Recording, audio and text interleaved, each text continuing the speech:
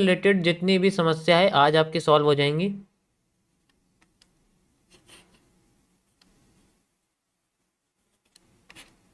Time frames, पहले तो ये समझो कि जो टाइम फ्रेम्स होता है उसको आप दो तरीके से यूज कर सकते हो। ठीक है, दो तरीके से कैसे कि एक टाइम फ्रेम होता है जिसमें आप अपने जो है ड्यूरेशन के हिसाब से कि आपके पास समय कितना है, कि आपके पास खुद का टाइम कितना है, टाइम फॉर एनालिसिस, चार्ट को सॉल्व करना, ट्रेडिंग करने, इन सब के लिए आपके पास टाइम कितना है उसके हिसाब से फिर आप देखते हो। ठीक है, अगर ये आपका प्रोफेशन नहीं है, ये साइड इनकम या पैसिव इनकम की, देखो हर कोई इससे अमीर बनना नहीं चाहता, किसी किसी का ये साइड इनकम होता है। ऐसा नहीं है कि सबका ये मेन इनकम है कि भाई हमें जो सामने से दिख रहा है वो इतना है। ठीक है, किसी किसी का ये साइड इनकम होता है, तो वो क्या करते हैं, वो अपना टाइम जो है कुछ कुछ इसको देते हैं, हर हर हर पूरा टाइम इसको नहीं देते। तो इसीलिए ये डिपेंड करेगा कि भाई मेरा बिजनेस है, मैं लोहार हूँ, सुनार हूँ, मैं कुछ भी हूँ, मारवाड़ी कुछ भी हूँ। ठीक है, तो मेरे पास इतना टाइम नहीं होता, लेकिन मैं सीखना चाहता हूँ कि मैं थोड़ा बहुत पैसा साइड इनकम इससे निकाल सकूँ, मेरी छोटी मोटी दुकान है, मैं चाहता हूँ कि मैं साइड से मेरी थोड़ी इनकम निकल जाए। ठीक है, तो इसको आप पैसिव इनकम की तरह से लेते हो, तो ये उनके लिए है कि आपको कब टाइम अपना सेट करना है, कितने टाइम के लिए आप बैठ सकते हो, आप 2 घंटे के लिए बैठ सकते हो, 3 घंटे के लिए बैठ सकते हो, 4 घंटे के लिए बैठ सकते हो, तो टाइम फ्रेम उस हिसाब से जो है हमें सेट करना पड़ता है कि अगर मैं 2 घंटे के लिए बैठूं तो मेरे सामने कम से कम 3 चार्ट पैटर्न निकल के आ जाए और मैं मार्केट में से एक या दो पोजीशन करके निकल जाऊं बाहर। ठीक है, तो वो डिपेंड करता है हमारे इसके ऊपर। दूसरा डिपेंड करता है हमारे रिस्क के ऊपर। देखो जब टाइम फ्रेम बढ़ता है, इसको ध्यान से समझना, जब टाइम फ्रेम बढ़ जाता है तो जो हमारे जो स्टॉप लॉस है वो ऑटोमेटिकली इंक्रीज हो जाता है। तो इसका मतलब है कि अगर हमारे पास ज़्यादा बड़ा पैसा नहीं होगा तो हम छोटे टाइम फ्रेम पे ही बेसिकली कह सकते हो कि, अगर, दूसरा पॉइंट समझो क्या है, मैं दोबारा बताता हूँ। दूसरा पॉइंट है कि टाइम फ्रेम को यूज़ किया जाता है अपने रिस्क यानी कि स्टॉप लॉस के हिसाब से। तो जब टाइम फ्रेम बढ़ाते हैं तो स्टॉप लॉस ऑटोमेटिकली इंक्रीज हो जाता है, क्योंकि कैंडल्स जो होती हैं वो बड़ी हो जाती हैं, तो पॉइंट्स हमें ज़्यादा मिलते हैं कैंडल्स के साइज के हिसाब से। हैमर उसमें भी होता है, हैमर लोअर टाइम फ्रेम में भी होता है।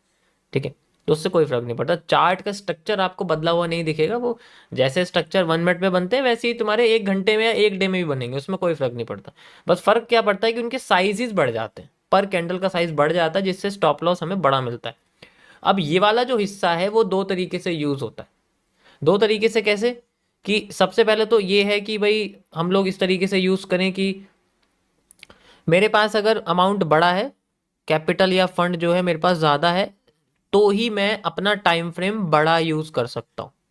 अगर मेरे पास कैपिटल छोटा है, मान लो मेरे पास जो फंड है वो मेरे पास छोटा है, तो मेरे पास अभी लाचारी है कि मैं छोटा ही टाइम फ्रेम यूज़ करूंगा, मैं बड़ा नहीं यूज़ कर सकता, क्योंकि अगर टाइम फ्रेम बड़ा कर दिया तो लॉट साइज बड़े हो जाएंगे। चलो बड़े भी नहीं होंगे लेकिन पॉइंट्स तो ज़्यादा हो जाएंगे ना। तो इसीलिए दूसरा जो कंडीशन है वो इसके हिसाब से होती है। अब समझो कि मेरे पास अगर 10,000 रुपये, तो मैं कौन सा टाइम फ्रेम यूज करूंगा भाई, क्योंकि उसका अगर मैं 5% रिस्क लेता हूं तो 500 रुपये बैठते हैं। इसका मतलब है कि मुझे कम से कम जो है 1 मिनट का टाइम या 3 मिनट का या ज़्यादा से ज़्यादा 5 मिनट का बैठता है। 5 मिनट का टाइम फ्रेम हर एसेट पे बैठता है कि 5 मिनट से ज़्यादा मैं नहीं ले सकता, क्योंकि अगर मैंने ज़्यादा लिया तो शायद ऐसा होता है कि स्ट्रक्चर जो है वो बड़ा हो जाए और मैं स्टॉप लॉस ज़्यादा बड़ा निकले। यहाँ तक समझ में आया? पहले ये बताओ, ये सबसे इंपॉर्टेंट पॉइंट है। प्रॉफिट तो हम कैसे बना देंगे, प्रॉफिट में कोई दिक्कत नहीं है।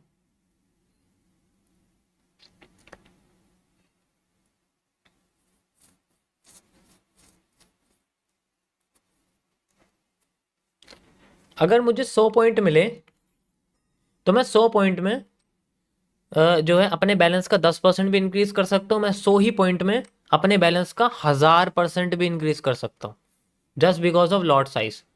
ठीक है, अब कैसे, ये तो चलो एक अलग अलग चीज होगी, लेकिन ये टाइम फ्रेम से फर्क पड़ता है। अगर मेरा 2 पॉइंट का स्टॉप लॉस आ गया ना तो मैं लॉट बहुत बड़ा लूंगा, क्योंकि 2 पॉइंट का स्टॉप लॉस है बस।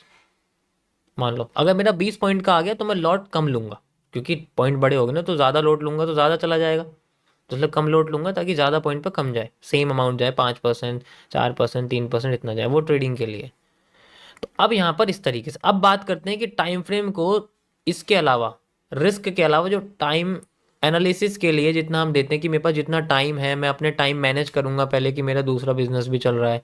इसके अंदर एक चीज़ और आती है, ठीक है, जिसे हम लोग सेट करते हैं decision of duration, decision making duration, कि कितना समय हमें मार्केट को समझने में लग रहा है। आपके सामने अगर पीनेंट आ गया, आपके सामने अगर कोई ब्रेकआउट आ गया या आने वाला है, ब्रेकडाउन आने वाला है, आपके सामने कोई भी चार्ट पैटर्न अगर आ गया इसी तरीके से, तो आपको उसे सॉल्व करने में, अच्छे से उसके एविडेंस क्रिएट करने में कितना समय लगता है, that is depend on your time frame. अब आप समझ सकते हो, किसी का अगर ऐसा लगता है कि भाई मैं 5 मिनट के टाइम फ्रेम पे मार्केट को सॉल्व करता हूँ तो मैं लेट हो जाता हूँ और मार्केट इतने में बन जाती है, मैं 1 मिनट के टाइम फ्रेम पे मार्केट को सॉल्व करता हूँ, इतने में मार्केट बन जाती है, मैं लेट हो जाता हूँ। इसका मतलब 1 मिनट वाले को अपना टाइम फ्रेम शिफ्ट करना पड़ेगा 5 मिनट में, क्योंकि उसके अंदर अभी बहुत स्लो डिसीजन मेकिंग है। तो जब स्लो डिसीजन मेकिंग होती है तो टाइम फ्रेम बड़ा लिया जाता है। ये सारा माइंडसेट का खेल है, इससे बैलेंस का कोई लेना देना नहीं है, क्योंकि आपको एट द एंड चार्ट को सॉल्व करना है, उसके बाद फिर आपको उसको एनालिस्ट बनने के लिए। इसी तरीके से जैसे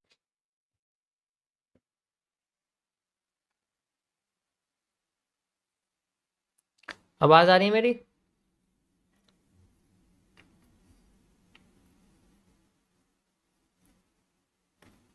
अरे वो यार मैं क्या बताऊँ, बारिश हो रही है, मैं नेटवर्क वगैरह ख़राब है, तो एक एक प्रोवाइडर बंद हो गया, मैंने चेंज करा है, दूसरा प्रोवाइडर लगाया है। अब ठीक है ना, अब बोलूँ आगे?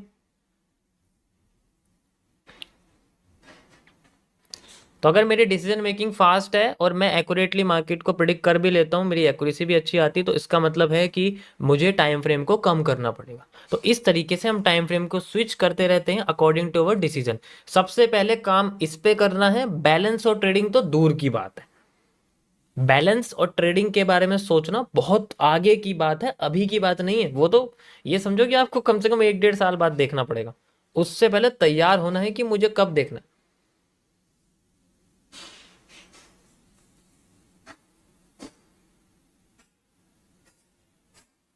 Got it? समझ आया सभी को? अब तो किसी को कंफ्यूजन नहीं होगी इसमें।